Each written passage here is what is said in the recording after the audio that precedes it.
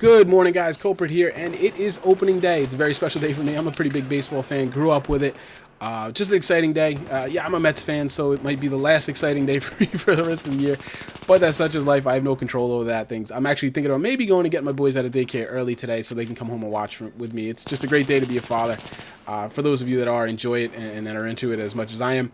What we're going to talk about today is the reaction to the Battlefield 4 reveal. You ask your friends, you ask people on Twitter, you might ask, read some forums, whatever. You ask them, what did you think about the Battlefield 4 reveal? And you're going to get a variety of different specific answers based on their personal playstyle, whatever catches their eye. What you're going to find, though, is that they all pretty much fall into two basic camps. And the first being the guy that's just going to be like, oh my god, it was awesome. So you see those explosions, there was no suppression that I could see, all the the graphics look so much better. Take my money now. And that's the guy that's obviously amped up. He's ready to go. You're gonna have the flip of the coin, and the guy that's gonna make, the character models are exactly the same, the animations were all the same, I didn't see anything new. It's going to be Battlefield 3.5. And that guy's obviously underwhelmed. He might have been expecting a little bit more. And that's fair. Both viewpoints are fair. But I wanted to talk to you about, basically evolution versus revolution. We're hearing that phrase thrown around a lot. We saw it a lot in the rumors and the leaks leading up to the official release. And I think it's an important one. And it's basically a difference in theories on how they should have went with Battlefield 4, and some people are still harking on that they should have gone Bad Company 3, but I feel like it's all the same argument, more or less. I'm one that falls in the evolution camp. I did not want to see Battlefield 4 be this, just stark, on its own Battlefield game, completely revolutionized. I did not want to see that. Now, I will fully admit, it's because I don't have just 100% confidence in their ability to deliver that type of product in such a short time frame. Now, maybe if you want to be generous, you're going to give them about 2 years development time. I don't think they could have totally revolutionized this series. And to be frank with you, I don't know where they would go with it. I mean, a lot of people are going to say 2142 or 2143, whatever. But I don't know that the market is there for that game. As much of a cult following as that the original has, I don't know if their analytics point to that being a successful game. I think they like staying in the contemporary environment, the timeline, the current weapon systems and things, and I think that proves to be the most popular, even though some people may say they're bored with it. But I think as a business, you have to look and you have to go where the money is, obviously. I think with this aggressive timeline, I think it was pretty obvious from the get-go that we were going to get an evolution. We were not going to get a revolution. It was just going to be an iteration of Battlefield 3. Personally, like I said, I'm fine with that. I love Battlefield 3. I think at its core, it is a phenomenal game. I think it's the best shooter out there. For me, personally, it's the best shooter I've ever played. It's the one I've had the most fun with. Now, it's a matter of personal taste. You guys might have other opinions on that. But I think most of you probably watching this channel and this video in particular are going to agree with me because you tend to be Battlefield 3 nuts. So I'm pretty excited to see that we're getting just another iteration, another refinement. Now, a lot of people are going to say, but that's what Call of Duty does, and look at how dead that game is.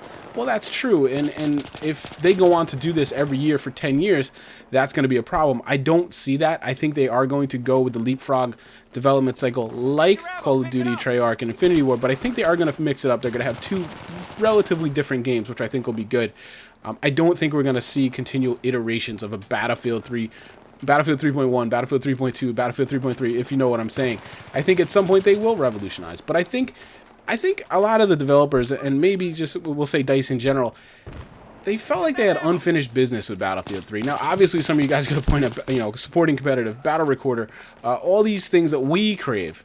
But I think there's a big undertone for the developers in that I don't think they were able to deliver the game they wanted to deliver, and I don't just mean with what maybe EA gave them an aggressive timeline and told them they had to ship or anything, but I think based on platforms and antiquated hardware, I don't think they were really able to deliver what they wanted to. So I think for them it made a lot of sense to just follow right up with a Battlefield 4 instead of a revolutionary title, or even instead of a Bad Company 3. Let's deliver what we when we sat down on the whiteboards and we kind of modeled everything out and made our own wish lists 3, 4, 5 years ago. Let's try to hit those goals. Now we can do that. With next-gen consoles coming, we can design for higher end. And I think that's exciting. It's got to be exciting for a designer. So for me, like I said, the core game was already exceptional. It doesn't need a revolution. The gunplay is the best gunplay out there. in my opinion. I think it's, you know, I'm going to borrow a phrase again from poker when I used to play poker. It's an easy game to learn, takes a lifetime to master. Battlefield 3 gunplay, it's very easy to pick up, especially if you pick up a noob-friendly gun like the M16, where it's easy to pick up, kind of learn the basics, and be somewhat effective, somewhat decent. But at the same time, those great players, those guys that put the time in, are going to have an advantage. And I feel like they should have an advantage. Someone that puts in more time than me should have an advantage over me. Someone that's more naturally talented than I am, which is a lot of people, should have an advantage over me. And I'm okay with that. I come from a, you know, a athletic, a competitive background. I'm used to plenty of people around me being better than me. And to be honest with you, some of my most fond memories playing athletics, you know, in my younger kind of days, are those games that I was not naturally talented at. I had plenty of sports that I was just naturally talented at, and it came easy to me, had a great time. But some of the games, particularly, I'm just going to go basketball. I am not naturally talented at basketball at all. But I look back at my time playing competitive basketball as one of the most enjoyable experiences of myself, because it was all effort. I was a grinder, it was all effort. I was just hustle, and that, you know, that's very rewarding. So that is why Battlefield 3 has had the longevity it's had for me, because I've had to work at it, I've had to put in the time, and I've seen results, whether, you know, those results fade or whatever, but I know that if I put the time in, I'll get there. That's what I love about the Battlefield 3, you know, gunplay. What I would like to see them do, though, you know, we have this existing core platform, and there is, you know, if there's a theme for Battlefield 3, it's unfulfilled promises, like I mentioned, both, you know, as developers and as the community. Well, I'd like to see them support competitive, obviously. I think that's very important if you're supporting and if you're designing with competitive in mind. Now, I'm not saying the whole game has to be designed for competitive, but you have to at least have a niche or a game mode or a playlist or whatever you want to call it designed with competitive in mind, because I think when you design in that direction, you're going to design a very balanced game. You're going to design a very competitive game. And if competitive can sink their teeth in it and go with it, I think that's just, as a trickle-down effect, is great for the entire game. It's great for the entire community. I love the idea of turning on Twitch, turning on maybe, you know, someday my TV, and seeing truly elite players playing the game I love. That's why I watch, you know, the Masters. I watch golf. I watch these guys play the game I play, and they play the hell out of it. That's the fun of it. You see what people do, you appreciate it that much more. That idea on a Battlefield 3 or any other game for that matter is just really, really kind of exciting to me, and I hope that day comes. I feel it will. Battle recorder. Now, some of you guys might say, why is this important for the average player? Because if you think about what we've been seen delivered in Battlefield 3 on YouTube and things, you give these people more tools, it's gonna be amazing. And just on a, you know, maybe not on a gameplay when you get in Battlefield 3 or Battlefield 4, it's not gonna affect you that much. But on an entertainment level, it's gonna be amazing. And please just give these guys a battle recorder, myself included. Make it a side charge, whatever, I don't care. Just deliver it, guys. It's overdue. Let's do it. The biggest thing I'd like to see them do, and this is where I think the magic is going to happen, or I hope it's going to happen, is by not revolutionizing the game and by taking this template almost that we have already, that is Battlefield 3, and we're going to build off that platform, that core. Now we have resources we can put in different places. We're not building an entire engine. We're not doing that reload animation. We're not doing this. We're not doing that. We have extra time, in essence. Refine some netcode, guys. That's one of the, you know, what are the most important things to a shooter? We're going to go gunplay. For me, is number 1. Maps are number 2. They're very important. I'm going to get to that later. And 3, netcode. If you're getting shot around corners and things, it's truly frustrating. It's going to cause a guy to burn out very quickly.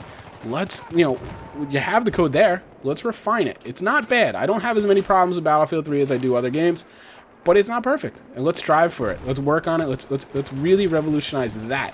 Revolution and refinement. That's what I would love to see. That goes across the entire game, but specifically I'd like to see the netcode kind of touched up a little bit. But like I said, I want to see, you know, where I want the revolution to occur is in refinement, is in efficiency, is in optimization. I'd like to see, you know, more destruction that uses less resources. You know, we've got destruction, and obviously they clearly had to turn it down.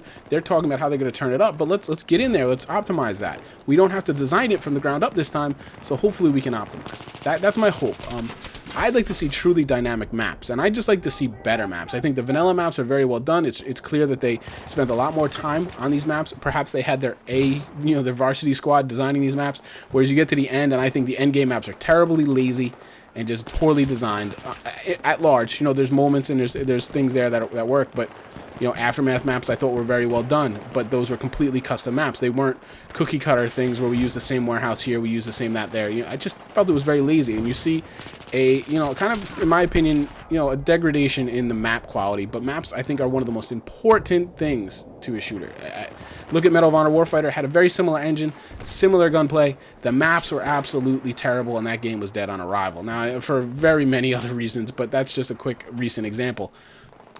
I really think that this game, Battlefield 4, is going to be Battlefield 3 Unchained. Now, some people are not going to want to hear this. I'm not trying to start a war at all. Just let's look at it at the facts. I think the current gen concept, Battlefield 4 on the current gen consoles, the Xbox 360 and the PS3, are going to be dialed back. They are going to be dialed back. They are not going to be holding back the other platforms, i.e. the PC, and now for Battlefield 4, the next-gen consoles. The focus is going to be on the next-gen consoles and the PC, with the current-gen consoles being dialed back. That's why I issue a warning to everybody to be careful about buying this game on current consoles. I don't think you're going to get Battlefield 4 as the rest of us will. But think about how exciting that shift in design can be. This new lead platform. Now, it's not specific. I'm just saying the new lead platform, for my argument, is going to be the next-gen consoles and the PC. Doesn't matter which one it is. But they're going to be able to just, short list. They're going to design maps for 32 to 48 players. Now, we don't have that confirmed, but it's pretty easy to deduce that we're going to have more players on maps on the next-gen consoles, and we already have it, obviously, on the PC. Just that little shift from 24 players to 32 or 48, wherever they decide their sweet spot is going to be. I don't think they're going to design for 64. That is going to revolutionize the gameplay, guys. That is going to change things quite a bit. And that's exciting to me, because I feel like they didn't know what they were doing, honestly. I feel like they almost built maps for PC, but then balanced and designed them for a 24-man console, or vice versa, it seems like they did. They did some maps that were just, they were built for consoles, and I feel like now we might get one uniform experience, and there won't be such a difference. That was one of the most frustrating things. I know, console guys just hated Armored Kill, and I can only imagine what that felt like, the barren wasteland with 24 players. Hopefully now we're going to have one single design, and it's just going to make the experience that much better. One last thing I want to talk about is for Battlefield 4, they're going to have 2 years of analytics. Now, maybe from the time they really started designing, let's just say they had 1 year of analytics before they had to make some important decisions about Battlefield 4. That is a ton of information, and anybody that really kind of digs and enjoys analytics and statistics and things like this, there is going to be a wealth of data and information there. And as much as, some of us might hoot and holler and hate certain things, some of those analytics aren't going to lie, and they're going to tell DICE exactly what the player base wants. Now, yeah, I hate Metro Meat Grinder. I don't personally like it. But if, people are playing the hell out of it, they're going to supply more, experiences similar to that. And I think it's going to enable DICE to kind of hit the target with their player base a lot better. That's why I don't see how they're going to go more, classic Battlefield 2. I think we're going to see more urban, close-quarter environments and gameplays and experiences, just because I think that's what the numbers tell them to do. And whether you like it or not, I think that overall that will be a good thing. Sure, there's going to be some misses for you personally, for me personally, but in the end, I think for the game at large and the community that they are and we are trying to build, I think it'll be a good thing. In the end, I think with an evolution versus a revolution, I think there's a lot less chance for a letdown. Anytime you scrap it, you clean off the chalkboard and you re-roll, in essence, you have a chance of missing. And let's be honest, there's been quite a few misses. Battlefield 3 was a big hit, I think. A lot of the DLC they followed up with was not. So there's a mixed track record there. So, I personally, I don't know if my personal gaming experience can afford Battlefield 4 being a miss. I would be pretty bummed. I would be crushed. I need Battlefield 4 to be fun. I need it to bring a lot of the same experience Battlefield 3 did with my buddies, with this YouTube channel. A lot of things are kind of hinging on that, and that's scary. So for me, Evolution is a much safer bet. I pretty much know I'll enjoy it. Maybe not as much as I enjoyed Battlefield 3, because it won't have that full newness. Maybe not. Maybe it won't be mind-blowing like the early Battlefield 3 was. But it'll be fun. I'll play the heck out of it and I'll have a good time. Whereas a Revolution, there's a chance I could play it for a month and just not like it. And that's a scary proposition to me. In the end, I think these refinements, these evolutions, will really kind of just totally change the gameplay and feel. It might not be obvious in the animations and the mechanics. Yeah, that reload animation might be the same. But does that really matter when the maps are better balanced and designed for a more dynamic and exciting experience? Not in my book. You know, so stop. I would urge you guys to stop hinging on, you know, little things like animations, character models. These are superficial items that can be changed, and maybe they are just placeholders, as we've heard. I don't know. Focus on what they can possibly do now, and what I hope they can do now with a little refinement can go a long way. Thanks a lot, guys. This one ran a lot longer than I thought it was going to be. If you enjoyed the video, please hit the like button. It really helps me out. And if you want to see some more content, hit that subscribe button and stick around if you haven't already. Thanks a lot, guys. Enjoy the rest of your week. I will talk to you later. Take care.